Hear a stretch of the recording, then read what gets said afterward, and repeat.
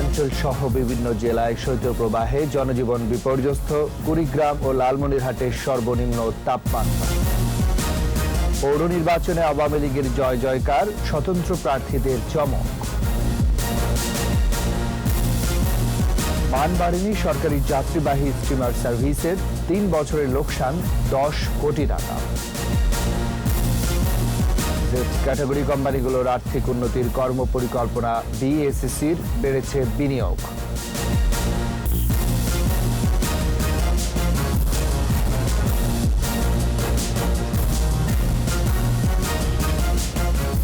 শুনছিলেন first security ইসলামী bank limited সংবাদ শিরোনাম। সবাইকে আমন্ত্রণ জানাচ্ছি সকাল ৯টার ২১ সংবাদের সাথে আছে আমি রাজীব জামান। আর দর্শক, ২১ টেলিভিশনের সংবাদ একই সাথে সরাসরি দেখতে পাবেন আমাদের ফেসবুক পেজ www.facebook.com/2124 অনলাইনে। দেশের উত্তরাঞ্চল সহ বিভিন্ন জেলায় বয়ে যাচ্ছে শৈত্যপ্রবাহ। সর্বনিম্ন তাপমাত্রা রেকর্ড করা হয়েছে কুড়িগ্রাম ও লালমনিরহাটে ৫.৫ ডিগ্রি সেলসিয়াস। ঠাকুরগাঁওয়ে ঘন কুয়াশার দাপট কিছুটা কমলেও দ্বিগুণ হারে বেড়েছে শীতের তীব্রতা। দুর্ভোগে পড়েছেন দিনমজুর সহ খেটে খাওয়া মানুষ। পঞ্চগড়ে দিনের বেলায় মিলছে না সূর্যের দেখা। কনকনের শীতে সবচেয়ে বেশি ভোগান্তিতে নিম্ন আয়ের মানুষ। শীতজনিত নানান রোগ নিয়ে হাসপাতালে ভর্তি হচ্ছে শিশু ও বয়স্করা। হিলিতে শীত বাড়তে থাকায় বিপাকে সাধারণ মানুষ। নাটোরে ঘন কুয়াশা ও শীতের তীব্রতা বেড়ে যাওয়ায় জনজীবন বিপর্যস্ত হয়ে পড়েছে। হিমেল হাওয়ায় জুবুথুবু হয়ে পড়েছে শ্রমজীবী শিশু ও বয়স্করা। ৬২টি পৌরসভা নির্বাচনের বেসরকারি ফলাফল ঘোষণা করা হয়েছে। এর মধ্যে মেয়র পদে আওয়ামী লীগ প্রার্থীদের জয় জয়কার। তৃতীয় ধাপের পৌরসভার সবকটিতেই ভোট হয়েছে ব্যালটে। প্রতিনিধিদের সহায়তায় রত্না জামানের রিপোর্ট। তৃতীয় ধাপে ৬২ পৌরসভায় নির্বাচনে মেয়র পদে বেসরকারি ফল। শরীয়তপুরের নড়িয়ায় আওয়ামী লীগের আবুল কালাম আজাদ বেসরকারিভাবে বিজয়ী হয়েছেন। ভেদরগঞ্জে স্বতন্ত্র প্রার্থী আবুল বাশার চোকদার জয়ী। জাজিরায় জয়ী হয়েছেন স্বতন্ত্র প্রার্থী ইদ্রিস মাতবর। শেরপুরের নকলায় আওয়ামী লীগের হাফিজুর রহমান লিটন। সিলেটের গোলাপগঞ্জে স্বতন্ত্র আমিনুল ইসলাম রাবেল। জাকিগঞ্জে স্বতন্ত্র আবুল আহাদ। ময়মনসিংহের গৌরীপুরে স্বতন্ত্র প্রার্থী সৈয়দ রফিকুল ইসলাম। ঈশ্বরগঞ্জে স্বতন্ত্র আব্দুস সাত্তার। ভালুকায় আওয়ামী লীগের ডাক্তার মেজবাউদ্দিন কায়ুম। গাইবান্ধার গোবিন্দগঞ্জে স্বতন্ত্র মুকিতুর রহমান রাফি। নওগাঁর ধামইরহাটে আওয়ামী লীগের আমিনুর রহমান। নোয়াখালীর চৌমুহনীতে স্বতন্ত্র খালেদ সাইফুল্লাহ। হাতিয়ায় আওয়ামী লীগের KM ওবায়দুল্লাহ বিপ্লব। ঝালকাঠির নলসিটিতে আওয়ামী লীগের ওয়াহেদ খান। বরিশালের গৌরনদীতে আওয়ামী লীগের হারিচুর রহমান। মেহেন্দিগঞ্জে আওয়ামী লীগের কামাল উদ্দিন খান। ঝিনাইদহের হরিণাকুণ্ডুতে আওয়ামী লীগের ফারুক হোসেন। কোটচাঁদপুরে স্বতন্ত্র শহীদুজ্জামান সেলিম। টাঙ্গাইলে আওয়ামী লীগের SM সিরাজুল হক। মধুপুরে আওয়ামী লীগের সিদ্দিক হোসেন খান। সখীপুরে আওয়ামী লীগের আবু হানিফ আজাদ। ভুয়াপুরে আওয়ামী লীগের মাসুদুল হক মাসুদ ও মির্জাপুরে আওয়ামী লীগের সালমা আক্তার বিজয়ী। নেত্রকোনার দুর্গাপুরে আওয়ামী লীগের আলাউদ্দিন। পিরোজপুরের স্বরূপকাঠিতে আওয়ামী লীগের গোলাম কবির। সাতক্ষীরার কলারোয়ায় আওয়ামী লীগের মনিরুজ্জামান বুলবুল। ফেনীতে আওয়ামী লীগের স্বপন মিয়াজি। মৌলভীবাজারে আওয়ামী লীগের ফজলুর রহমান। বরগুনায় আওয়ামী লীগের কামরুল আহসান মহারাজ। পাথরঘাটায় আওয়ামী লীগের আনোয়ার হোসেন আকন। চুয়াডাঙ্গার দর্শনায় আওয়ামী লীগের মতিয়ার রহমান। নাটোরের সিংড়ায় আওয়ামী লীগের জান্নাতুল ফেরদৌস। ভোলার দৌলত খানে আওয়ামী লীগের জাকির হোসেন ও বোরহান উদ্দিনে রফিকুল ইসলাম বিজয়ী। লক্ষ্মীপুরের রামগঞ্জে আওয়ামী লীগের আবুল খায়ের পাটোয়ারি। কুড়িগ্রামের উলিপুরে আওয়ামী লীগের মামুন সরকার মিঠু। বগুড়ার শিবগঞ্জে আওয়ামী লীগের তহিদুর রহমান মানিক বেসরকারিভাবে বিজয়ী হয়েছেন। গাবতলীতে বিএনপির সাইফুল ইসলাম। কাহালুতে বিএনপির আব্দুল মান্নান। ধুনটে স্বতন্ত্র AGM বাদশাহ। নন্দীগ্রামে আওয়ামী লীগের আনিসুর রহমান, যশোরের মনিরামপুরে আওয়ামী লীগের কাজী মাহমুদুল হাসান, নড়াইলে আওয়ামী লীগের আঞ্জুমান আরা, কালিয়ায় আওয়ামী লীগের ওয়াহিদুজ্জামান হীরা, মুন্সিগঞ্জে আওয়ামী লীগের মোহাম্মদ ফয়সাল বিপ্লব, পাবনায় স্বতন্ত্র শরীফ উদ্দিন প্রধান, রাজশাহীর কেশরহাটে আওয়ামী লীগের শহীদুজ্জামান শহীদ, দিনাজপুরের হাকিমপুরে আওয়ামী লীগের জামিল হোসেন চলন্ত ও শেরপুরের নালিতাবাড়িতে আওয়ামী লীগের আবু বকর সিদ্দিক নির্বাচিত হয়েছেন। রত্না জামান, 21 টেলিভিশন। নতুন জাহাজ যুক্ত হলো মান বাড়েনি সরকারি যাত্রীবাহী স্টিমার সার্ভিসের। প্রতি বছরই কমছে যাত্রীর সংখ্যা, নেই পর্যাপ্ত বিনোদনের ব্যবস্থাও। গত 3 বছরে লোকসান গুনতে হয়েছে অন্তত 10 কোটি টাকার। অনিয়ম অসঙ্গতির কথা অস্বীকার করেনি কর্তৃপক্ষ। তারা বলছেন নতুন জাহাজ যুক্ত হলে লোকসান থেকে বেরিয়ে আসা যাবে। বিস্তারিত সাইদুল ইসলামের রিপোর্ট। ব্রিটিশ আমল থেকে শুরু স্টিমার সার্ভিস। স্বাধীনতার পর এমবি লেপচা, অস্টিচ ও মাসুদের মতো প্যাডেল স্টিমার চলতে শুরু করে ঢাকা খুলনা রুটে।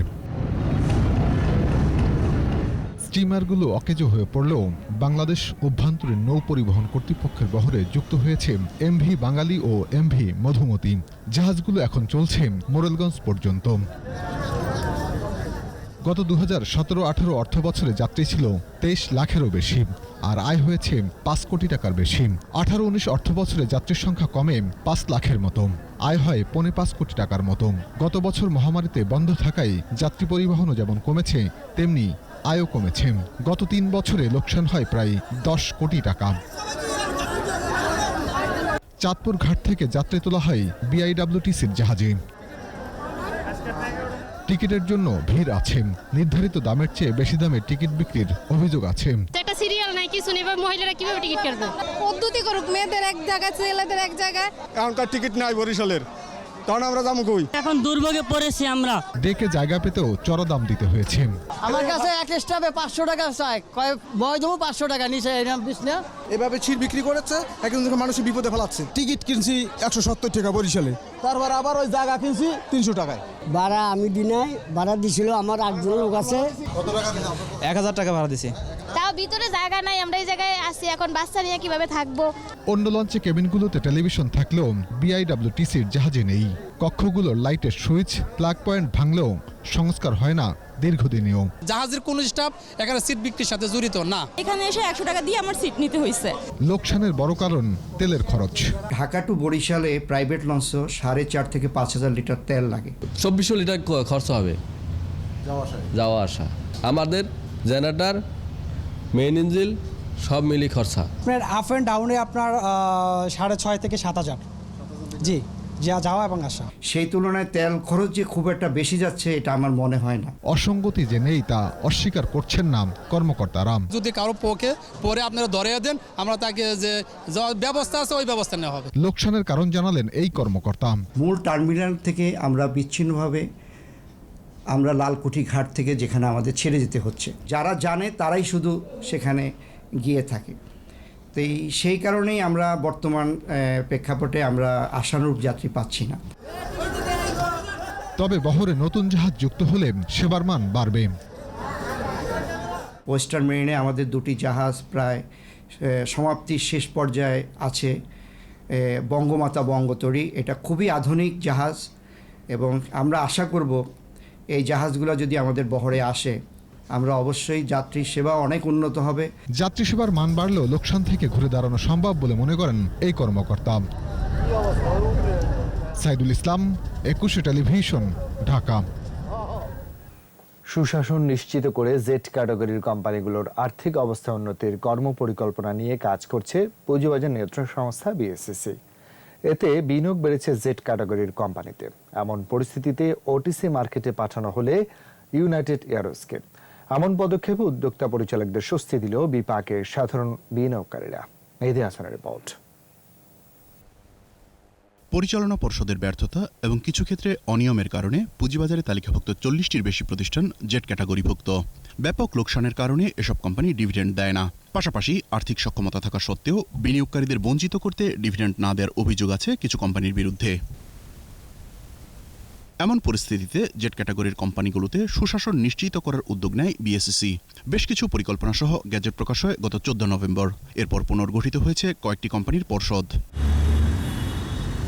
এই পরিস্থিতিতে গত 12 জানুয়ারি এক নির্দেশে জেট ক্যাটাগরির কোম্পানি ইউনাইটেড এয়ারওয়েজকে ওটিসি মার্কেটে পাঠায় বিএসইসি, যা বিএসইসির কর্মপরিকল্পনার সঙ্গে সাংঘর্ষিক বলে মনে করছেন বাজার সংশ্লিষ্টরা। ইউনাইটেড এয়ারের ব্যাপারটা সাবেক কমিশন যারা ছিলেন তারা আরও আগেই এই ব্যাপারে একটা দ্রুত সিদ্ধান্ত নিলে অনেক ভালো হইতো, তাহলে আপনার বিনিয়োগকারীরা এইভাবে ক্ষতিগ্রস্ত হইতো না।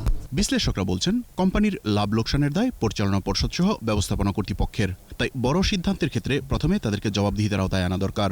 যে before it becomes a news, আগেই যেন নিয়ন্ত্রণকারী সংস্থা ফাউল প্লে হচ্ছে কিনা সেটা ধরতে পারে, কিন্তু বাংলাদেশের বাজারে এটা হচ্ছে না।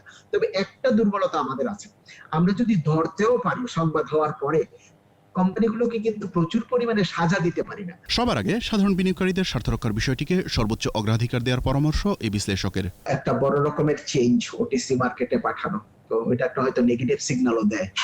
তো সেই কারণে আপনার মনে হয় এটা ওটিসি মার্কেটে যদি এই নিউজগুলো আসার আগে দিত তাইলে বোধহয় অনেক বিনিয়োগকারী ক্ষতিগ্রস্ত হইতো না। জেট ক্যাটাগরির কোম্পানিগুলো নিয়ে বিএসসির কর্মপরিকল্পনা বাস্তবায়িত হলে বাজারে ইতিবাচক প্রভাব পড়বে বলে মত বিশ্লেষকদের।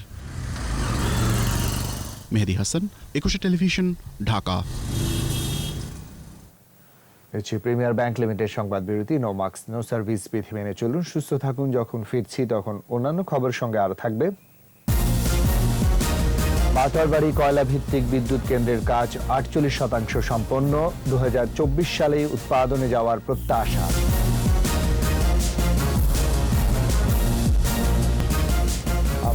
আবারও সকাল 9টার 21 সংবাদে। চট্টগ্রামে পৌঁছেছে 4,56,000 ডোজ করোনার টিকা। সকালে 6:45 চট্টগ্রামের আন্দার কিল্লায় সিভিল সার্জন কার্যালয়ে টিকা গ্রহণ করেন বিভাগীয় স্বাস্থ্য পরিচালক হাসান শাহরিয়ার কবির এবং সিভিল সার্জন শেখ ফজলে রাব্বি। আগামী 7 ফেব্রুয়ারি থেকে চট্টগ্রামে করোনার টিকা দেওয়া শুরু হবে। চট্টগ্রাম মেডিকেল কলেজ হাসপাতালের একজনকে প্রথম এই টিকা দেওয়া হবে বলে জানিয়েছেন বিভাগীয় স্বাস্থ্য পরিচালক হাসান শাহরিয়ার কবির। পর্যায়ক্রমে নিবন্ধিতরা টিকা নিতে পারবেন।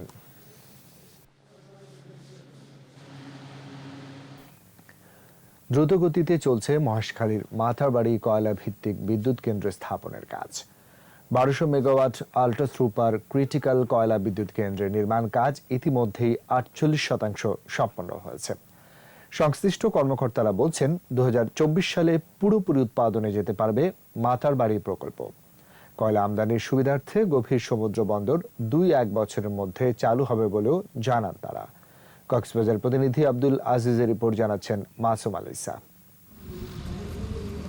মহেশখালীর মাতারবাড়িতে 2014 সালে 1200 মেগাওয়াট বিদ্যুৎ উৎপাদন ক্ষমতা সম্পন্ন আল্ট্রা সুপার ক্রিটিক্যাল কয়লা ভিত্তিক প্রকল্পের অনুমোদন দেয় একনেক। কয়লা আমদানির জন্য গভীর সমুদ্র বন্দর তৈরি, চ্যানেল খনন, কয়লা খালাসের জেটি এবং অন্যান্য অবকাঠামো নির্মাণ কাজ চলছে। বাংলাদেশ ও জাপানের যৌথ অর্থায়নে প্রকল্পের কাজ করছে coal power generation company Bangladesh limited. Corona সংকটের মধ্যেও থেমে নেই কাজ। এরই মধ্যে গভীর সমুদ্র বন্দরের জেটিতে ভিড়েছে 3টি বিদেশি জাহাজ। কর্মকর্তারা জানান 48% কাজ শেষ হয়েছে। প্রকল্পের প্রথম ইউনিটের বাণিজ্যিক উৎপাদন 2024 সালের জানুয়ারি এবং দ্বিতীয় ইউনিট উৎপাদনে আসবে 2024 সালের জুলাইয়ে। গভীর সমুদ্র বন্দর বাস্তবায়নের জন্য এটা একটি গুরুত্বপূর্ণ মাইলফলক। মাতারবাড়ি বিদ্যুৎ প্রকল্পের এবং পোর্ট ফ্যাসিলিটি মাতারবাড়ির গভীর সমুদ্র বন্দর বাস্তবায়নের জন্য অনেক বড় অবদান রাখছে, যা দেশের দক্ষিণাঞ্চল সহ সারা দেশের আর্থসামাজিক উন্নয়ন ও দেশের অর্থনৈতিক প্রবৃদ্ধিতে গুরুত্বপূর্ণ ভূমিকা রাখবে। বিদ্যুৎ কেন্দ্রের কয়লা ও তেল পরিবহনের জন্য 14.3 কিলোমিটার দীর্ঘ, 225 মিটার চওড়া এবং 18.5 মিটার গভীর সমুদ্র বন্দরের জেটি নির্মাণ কাজ চলছে। এই প্রকল্পের আওতায় 1200 মেগাওয়াট বিদ্যুৎ কেন্দ্র, কয়লা ও তেল পরিবহনের জন্য 14.3 কিলোমিটার দীর্ঘ এবং 250 মিটার প্রশস্ত 18.5 মিটার গভীর চ্যানেল সহ কোল ও আনলোডিং জেটি নির্মাণাধীন রয়েছে। আমদানি করা কয়লা লোড আনলোড জেটি, বিদ্যুৎ উৎপাদন কেন্দ্র, টাউনশিপ, বিদ্যুৎ সঞ্চালন লাইন এবং বিদ্যুৎ কেন্দ্রের সংযোগ সড়ক নির্মাণ প্রকল্পে ব্যয় ধরা হয়েছে 54,000 কোটি টাকা। সেখানে আমি যতটুকু জানতে পেরেছি 48% গ্রাউন্ড ওয়ার্ক যেটা সেটা হয়েছে। মাতারবাড়ি প্রকল্প বাস্তবায়ন হলে দেশে বিদ্যুৎ ঘাটতি পূরণের পাশাপাশি বাড়বে কর্মসংস্থানের সুযোগ। মাসুম আলিসা, একুশে টেলিভিশন। মুন্সিগঞ্জে এবার শীতকালীন সবজির বাম্পার ফলন হয়েছে। জেলার চাহিদা মিটিয়ে এই সবজি যাচ্ছে রাজধানী সহ আশপাশের জেলায়। দাম ভালো পাওয়ায় খুশি কৃষকরা। মুন্সিগঞ্জ প্রতিনিধি সাইফুর রহমান টিটুর রিপোর্ট জানাচ্ছেন সমর ইসলাম। রাজধানীর কাছের জেলা মুন্সিগঞ্জের ৬ উপজেলায় চলতি মৌসুমে ৪,৬৪৭ হেক্টর জমিতে শীতকালীন সবজির আবাদ হয়েছে। এর মধ্যে রয়েছে লাউ, ফুলকপি, বাঁধাকপি, ব্রোকলি, গাজর, মূলা, বেগুন, টমেটো, শসা, মিষ্টি কুমড়া সহ ১৮ থেকে ২০ ধরনের শাকসবজি। অনুকূল আবহাওয়ায় ফলন ভালো হয়েছে। এখান থেকে সবজি যাচ্ছে ঢাকা সহ আশপাশের জেলায়। দাম ভালো পাওয়ায় খুশি কৃষক। ফুলকপি আছে, পাতাকপি আছে, ডাঁড়া আছে, দুল্লা আছে, নানান মিহি করছি আর কি। পোকামাকড়ের এবার ইয়াটা বেশি আর কি, আক্রমণটা বেশি আর কি। ভেন্ডি, এরপর আপনার উস্তা, লাউ, এরপরে ধনিয়া পাতা, এক ক্ষেত্রের মধ্যে সব লাগাইছি। ফসলের বহুত লাভ হয়েছে, উস্তায় সব দেয়। ভালো ফলনে কৃষকদের নানা পরামর্শ দেওয়ার কথা জানিয়েছে কৃষি বিভাগ। আশা করা যাচ্ছে যে আগামী 10-15 দিনের মধ্যে শীতকালীন সমস্ত সবজি আমাদের যে টার্গেট সেটা ফুলফিল হয়ে যাবে। চলতি মৌসুমে জেলায় উৎপাদন লক্ষ্যমাত্রা ১,১৬,৭৭৯ মেট্রিক টন। তবে এবারে লক্ষ্যমাত্রা ছাড়িয়ে যাবে বলে আশা করছে কৃষি বিভাগ। সমর ইসলাম, একুশে টেলিভিশন। শেষ করছি সকাল ৯টার ২১ সংবাদ। যাবার আগে ফার্স্ট সিকিউরিটি ইসলামী ব্যাংক লিমিটেড সংবাদ শিরোনামগুলো আরও একবার। উত্তরাঞ্চল সহ বিভিন্ন জেলায় শৈত্যপ্রবাহে জনজীবন বিপর্যস্ত। কুড়িগ্রাম ও লালমনিরহাটের সর্বনিম্ন তাপমাত্রা। পৌর নির্বাচনে আওয়ামী লীগের জয় জয়কার, স্বতন্ত্র প্রার্থীদের চমক। মান বাড়েনি সরকারি যাত্রীবাহী স্টিমার সার্ভিসের, ৩ বছরে লোকসান ১০ কোটি টাকা। জেড ক্যাটাগরি কোম্পানিগুলোর আর্থিক উন্নতির কর্মপরিকল্পনা, বিএসইসির বেড়েছে বিনিয়োগ।